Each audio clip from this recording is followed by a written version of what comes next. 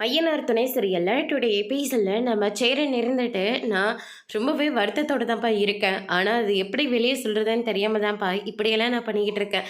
எங்கே நான் கஷ்டப்பட்டு உங்கள் எல்லாரையும் கஷ்டப்படுத்துறேனோன்னு ரொம்ப பயம் வந்துருச்சுப்பா அப்படின்ற மாதிரி சொல்லிக்கிட்டு இருக்காங்க. ஆனால் எங்களை கஷ்டப்படுத்திருக்கிறதா நீங்கள் நினச்சிக்கிட்டு உங்களை நீங்களே கஷ்டப்படுத்திக்காதீங்கன்னு. கண்டிப்பாக சந்தாவுக்கு ஒன்றும் ஆகாது, திரும்ப கொண்டு வந்து உங்ககிட்ட சேர்க்குறதா ஹரிஷ் வந்து இவ்வளோ கஷ்டத்துலேயும் உங்களுக்கு ஃபோன் பண்ணி சொல்லியிருக்காங்கல்ல, அது எவ்வளோ பெரிய விஷயம். அதனால் சந்தா வருவாங்கன்னு சொல்லிட்டு கொஞ்சம் பொறுமையிருங்கன்னு அதை நினச்சிக்கிட்டு நீங்கள் வருத்தப்பட்டுட்டு இருக்காதீங்க அப்படின்னு சொல்லிட்டு நம்ம நிலை வந்து எடுத்து சொல்லி புரிய வச்சிட்ருக்காங்க. சரிங்கப்பா, நான் இன்ஜினியர் வேறு வர்றதா சொல்லியிருக்காரு, நான் அதனால் சைட்டுக்கு கிளம்புறேன் அப்படின்ற மாதிரி சொல்கிறாங்க.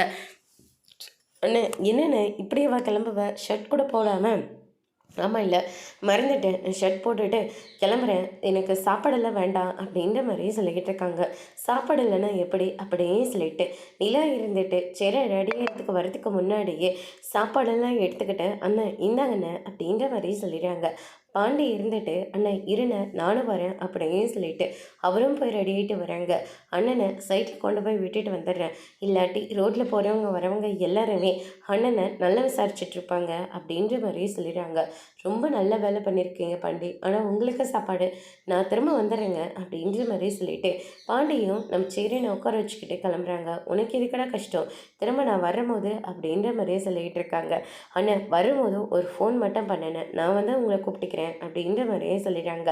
உனக்கு எதுக்குடா கஷ்டம், அதெல்லாம் ஒரு கஷ்டமும் இல்லைன்னு, உன்னை பார்த்துக்கிறத விட எங்களுக்கு வேறு என்னென்ன கஷ்டம் வந்துட்டு போகுது அப்படின்னு சொல்லிட்டு நம்ம பாண்டி வந்து சொல்லிட்டு இருக்காங்க. அப்பையும் வந்துக்கிட்டு இருக்கிற போது ஒருத்தர் வந்து வண்டியை நிப்பாட்டி, என்னச்சுரா கல்யாணத்துக்கு பத்திரிக்கைலாம் வேறு கொடுத்துட்டு போயிருக்கீங்க, என்னால் தான் வேலை விஷயத்தினால வர முடியாமல் போயிடுச்சு, ஏதோ பொண்ணை துப்பாக்கிலாம் கட்டி மிரட்டிட்டு போயிட்டு தான் சொல்லிட்டு இருக்காங்க, சாப்பாடெல்லாம் வேறு வேஸ்ட்டாக போயிருக்கோம்ல, கல்யாண சாப்பாடு மிஸ் ஆயிடுச்சு, உங்களுக்கு தேவை சாப்பாடு தானே, கையில் காசு கொடுக்குறோம், நல்ல ஒரு ஹோட்டலில் பார்த்து தலைவேலை இலை போட்டு நல்லா சாப்பிடுங்க சரியா அப்படின்னு சொல்லிட்டு பாண்டி வந்து சொல்லிட்டு அங்கேருந்து கிளம்புறாங்க. ரெண்டு பொம்பளைங்க நடந்து வந்துட்டுருக்காங்க. அங்கே வர்றது சேரன் தானே, கல்யாணம் நின்றுச்சுன்னு சோகம் கொஞ்சம் கூட இல்லாமல் வண்டியில் போயிட்டுருக்காரு அப்படின்ற மாதிரி சொல்லிக்கிட்டு இருக்காங்க. வழி மறைக்கிறாங்க. ஆனால் இருந்தாலும் நம்ம பாண்டி வந்து நிறுத்தாமல் போயிட்டுருக்காரு. ஆனால் ஆப்போசிட்டில் ஒரு ஸ்கூட்டி இருந்துட்டு, என்னப்பா சேரா கல்யாணம் நின்றுச்சுன்னு சொல்லி கேள்விப்பட்டோம், என்னப்பாச்சு அப்படின்னு சொல்லிட்டு நல்லா விசாரிக்கிறாங்க. ஆனால் நம்ம பாண்டி இருந்துட்டு உங்களுக்கு ஒரு வேலையே இல்லையா அப்படின்னு சொல்லிட்டு அவங்க பாட்டி கிளம்பி சைட்டில் என்கிட்ட போய் விடுறாங்க. இதுக்காக தான் நீயே கூட்டிகிட்டு வரதா சொன்னியா, இதெல்லாம் எனக்கு புதுசாடா பேசுறது, இதெல்லாம் எனக்கு பழகி போச்சுடா பாண்டி, நீயெல்லாம் ஒன்று வர தேவையில்லை, நான் பார்த்துக்கிறேன் அப்படின்னு சொல்லிட்டு நம்ம சேரன் வந்து சொல்லிடுறாரு. அதுக்கடுத்ததான் இந்த சைடு நம்ம சோழன் இருந்துட்டு சவாரிக்காக போயிட்டுருக்காங்க. எதுக்காகவும் பயப்படாத, நான் இருக்கல்லவும் கூட அப்படின்னு சொல்லிட்டு அந்த பையன் வந்து சொல்லிட்டு இருக்காங்க. அதுக்கு அடுத்ததாக வீட்டில் கல்யாண ஏற்பாடெல்லாம் வேறு பண்ணி வச்சுட்டு இருந்தாங்க. திடீர்னு இப்போ வேற நான் கிளம்பி வந்துட்டேன், ஆனால் வீட்டில் என்ன பண்ணுறாங்கன்னு ஒன்றுமே புரிய மாட்டேங்குது அப்படின்னு சொல்லிட்டு ரொம்பவே ஃபீல் பண்ணி பேசிகிட்டு இருக்காங்க கல்யாண பொண்ணு. அதுக்கு அடுத்ததான் வந்து பார்த்தீங்கன்னா, திரும்ப வீட்டுக்கு போகலான்னு பார்க்குறியா, நான் எதுக்காக போக போகிறேன், அதான் வேண்டான்னு சொல்லிட்டு வந்துட்டேன். இல்லை இல்லை என்ன பண்ணுறாங்களோன்னு தெரிஞ்சுக்கிறதுக்காக தான் நான் இப்படியெல்லாம் யோசிச்சுட்ருக்கேன், அதுக்காக என்னை மறுபடியும் வீட்டுக்கு போக சொல்லுவேன் நீ அப்படின்னு சொல்லிட்டு சண்டை போட ஆரம்பிக்கிறாங்க. டே கொஞ்சம் அமைதியாக தான் இரண்டா அப்படின்னு சொல்லிட்டு அவங்க ஃப்ரெண்டையும் சமாதானம் பண்ணிகிட்டு இருக்காங்க. மாலை தாலி இதெல்லாம் வாங்கவே இல்லையே, தாலி வந்து ஐயரே ரெடி பண்ணிக்கிறதா சொல்லிட்டாரு, அதுக்கும் சேர்த்து தான் பணத்தை கொடுத்துருக்கோம், வரும்போது பூஜை செலவு மட்டும் வாங்கிட்டு வர சொல்லியிருக்காங்க அப்படின்ற மாதிரியே சொல்லிடுறாங்க. சரி போகிற வழியில் ஒரு நல்ல கடையை பார்த்து நிப்பாட்டுங்கண்ணே அப்படின்ற மாதிரி நம்ம சோழன்கிட்ட வந்து சொல்லிடுறாங்க. சோழனும் ஒரு கடையை பார்த்து வண்டியை வந்து நிப்பாட்டுறாங்க. பூ மாலை தாலி இது எல்லாத்தையுமே வாங்கிக்கிறாங்க. என்ன லவ் மேரேஜா அப்படின்னு சொல்லிட்டு கேட்கவும், 5 வருஷம் லவ்னு, நான் பிஜி படிக்கும் போதே கல்யாணம் லவ் பண்ணிகிட்ருக்கோம், இப்போ எல்லாத்தையும் முடிச்சிட்டோன்னே வேலைக்காக போயிட்டுருக்கோம் அப்படின்ற மாதிரி சொல்லிக்கிட்டு இருக்காங்க.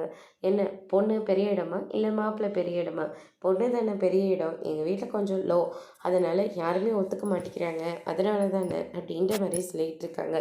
என் பொண்டாட்டி நிலாவும் பெரிய இடம் தான், ஆனால் ஒரு வழியாக கல்யாணத்தெல்லாம் சிறப்பாக முடிச்சிட்டோம், ரெஜிஸ்டரும் பண்ணியாச்சு அப்படின்ற மாதிரி நம்ம சோழன் வந்து சொல்லிகிட்டு இருக்காங்க. அதுக்கடுத்து தான் நானே உங்களுக்கு முடிஞ்ச ஹெல்ப்பெல்லாம் பண்ணுறேன் அப்படின்னு சொல்லிட்டு கோயிலுக்கும் கூட்டிகிட்டு போயிட்டுருக்காரு.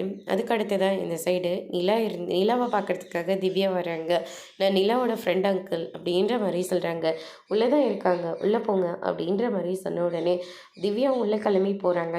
காஃபி எடுத்துகிட்டு வரேன்னு சொல்லிட்டு என் ஃப்ரெண்டு நிலா திவ்யா அப்படின்னு சொல்லிட்டு நிலா வந்து இன்ட்ரடியூஸ் பண்ணுறாங்க. சரி அண்ணனே, எங்களுக்கு ஒரு ப்ராஜெக்ட் கொடுத்துருக்காங்க.